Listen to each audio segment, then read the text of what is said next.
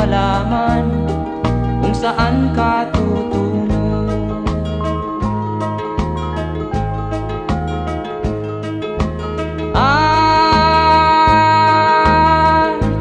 Kung nakamit mo na ang pangarap,